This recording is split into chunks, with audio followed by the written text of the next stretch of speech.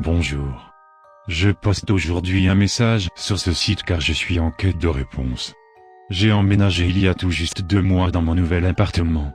Il y a environ une semaine, j'ai décollé le papier peint pour peindre les murs, et je me suis rendu compte qu'à un endroit le papier peint dissimulait un trou, dans lequel j'ai trouvé un carnet. Le trou était profond dans le mur, mais l'épaisseur du carnet comblait sa largeur, ce qui rendait le trou absolument invisible une fois recouvert. Il n'y a aucun nom, ni aucune date dessus. Je n'en ai pas parlé au propriétaire, parce qu'il est injoignable, et je ne peux pas contacter le ou les anciens locataires sans passer par lui. Si quelqu'un pouvait m'apporter un début de réponse quant à ce qu'il y a dans ce carnet, je lui en serais très reconnaissant. Voici la retranscription de ce qui s'y trouve. Aujourd'hui, je suis descendu à la cave pour la première fois depuis que j'habite ici. Je voulais y amener mon vieux meuble télé.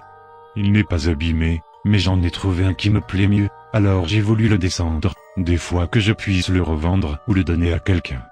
En arrivant dans la cave, malgré le fait que la lumière soit très faible, j'ai trouvé mon box assez vide parce qu'il porte le numéro de mon appartement. Il était au fond du couloir, face à moi, pas comme les autres qui étaient disposés face à face, sur les côtés. Juste avant d'ouvrir la porte, je me suis rendu compte qu'il y avait comme un ronflement qui venait de l'intérieur. J'ai attendu pendant au moins 10 minutes, avant que ça s'arrête. À ce moment-là, j'ai regardé entre les planches de la porte, et j'ai vu quelque chose se déplacer à 4 pattes dans la largeur du box. Comme ses yeux reflétaient la lumière, j'ai pu voir que ça regardait vers moi. Ça respirait fort aussi, comme si ça avait la gorge prise. Au bout d'un moment qui m'a paru long, c'est arrivé vers moi en rampant très rapidement, ça a collé sa tête à la porte, au niveau de la mienne, et ça m'a reniflé. Son haleine puait le remords, l'urine, et la thermide. Je suis remonté chez moi à la vitesse de l'éclair.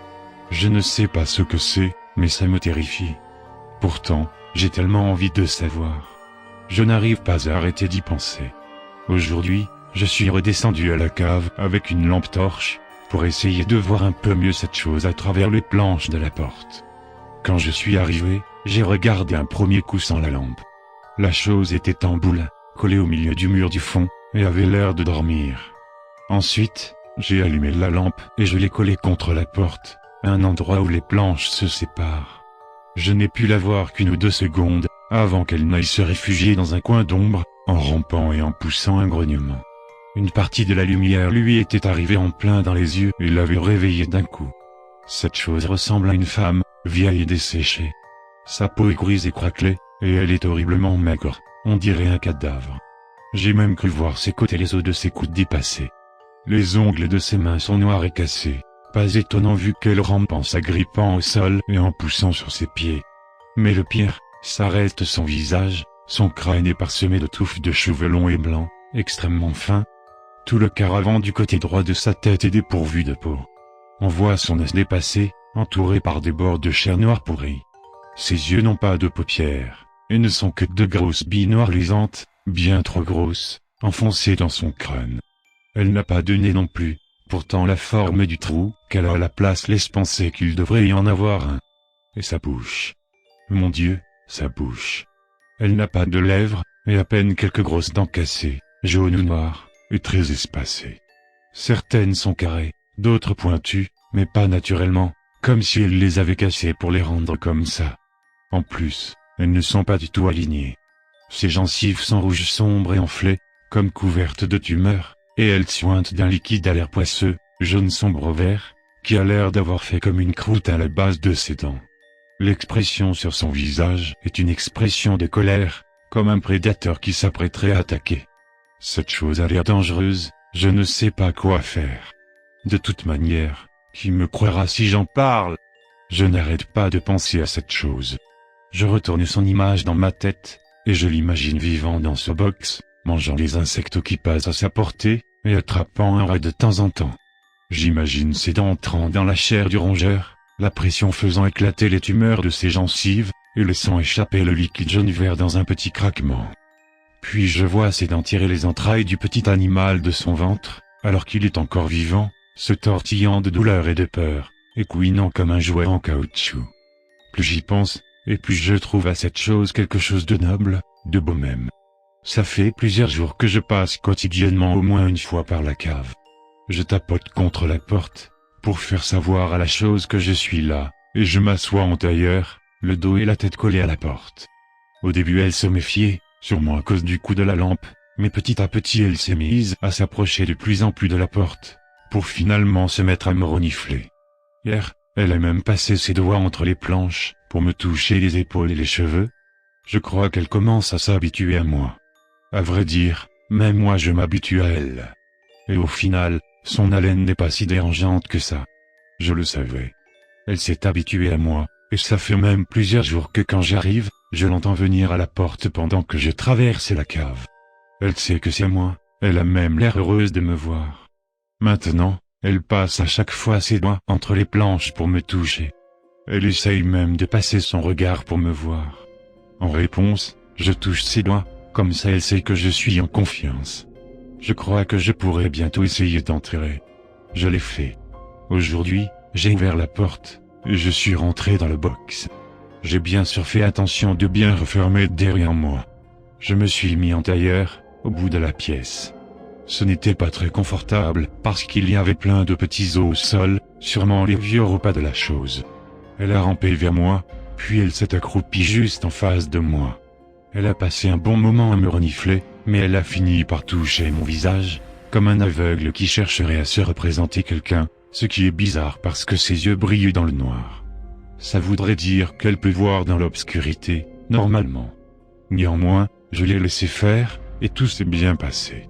La voisine du premier m'espionne. Aujourd'hui, en descendant l'escalier, elle a ouvert sa porte, pile quand je suis passé devant chez elle. Elle m'a dit que ça suffisait, que tous les jours elle m'entendait descendre à la cave, et elle m'a demandé ce que je pouvais bien y fabriquer. Je lui ai répondu de s'occuper de son gros cul flasque, et de laisser les gens utiles à la société vivre comme ils le voulaient. Elle a tellement été choquée qu'elle est rentrée chez elle, et a verrouillé sa porte. Espèce de vieille pute. J'ai aucun compte à lui rendre, non mais... Hier, ma pauvre petite chose avait l'air très mal en point. Je ne savais pas ce qu'elle avait. Elle était adossée au mur du fond, les bras le long du corps, quand je suis arrivé. Elle poussait comme des cris de douleur. J'ai essayé de comprendre ce qui n'allait pas. Elle n'avait pourtant pas l'air blessée, ou quoi que ce soit. En tout cas, elle a dû comprendre que j'ai cherché à l'aider puisqu'elle a fini par me regarder, et elle m'a montré sa bouche ouverte du doigt. J'ai tout de suite compris qu'elle avait faim. Je lui ai donc descendu une entrecôte que j'avais dans le frigo. Je me suis dit qu'elle la préférerait crue, et j'ai eu raison. Dorénavant, je vais lui apporter à manger tous les jours, comme ça elle ne manquera de rien. Et au moins, comme elle n'a pas l'air de déféquer ou peut-être qu'elle est scatophage, je n'aurai pas à nettoyer. Tout se passe bien avec ma petite chose, elle mange correctement, et elle a l'air en forme. Le seul problème, c'est cette connasse de voisine, elle parle de moi aux autres locataires, mais comme ils doivent la croire à moitié folle, personne ne la prend au sérieux. C'est dingue ce qu'elle peut m'énerver avec son air accusateur, et la peau de son cou qui tremblote quand elle parle. J'ai envie de la cogner. Et j'aime pas la façon dont elle me regarde. Je ne sais pas qui elle croit impressionner, cette espèce de vieille connasse. J'ai discuté avec un voisin aujourd'hui, très sympa. On a parlé de la vieille du premier. Il m'a raconté, avec un air amusé, qu'elle disait à tout le monde que je gardais quelque chose dans ma cave. Mais il m'a rassuré en m'expliquant que ce n'était qu'une vieille commère à moitié folle, qui ne cherchait qu'à se rendre intéressante, et que de toute façon personne ne l'écoutait vraiment. Sur ce point-là, j'avais vu juste. Il a aussi dit que de toute manière je pouvais aussi bien héberger un troll là-dedans, que ça faisait des années que personne n'y descendait plus. Je lui ai quand même inventé l'excuse comme quoi je faisais des travaux de rénovation chez moi, et que j'entreposais les pots de colle et de peinture en bas, parce que je ne supportais pas l'odeur, histoire de ne pas éveiller le moindre soupçon. Ma chose et moi commençons à être vraiment liés. Maintenant, quand je descends, elle vient se coller à moi, elle me caresse.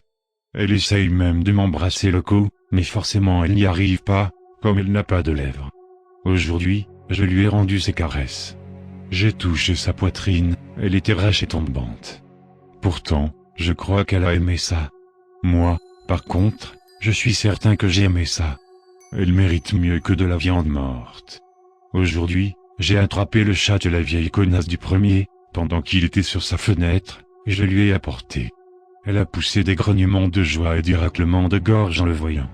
Elle l'a mangé jusqu'au dernier morceau, elle n'a laissé que son squelette. Quand elle a fini, elle m'a sauté dessus, et m'a pris dans ses bras, comme pour me remercier.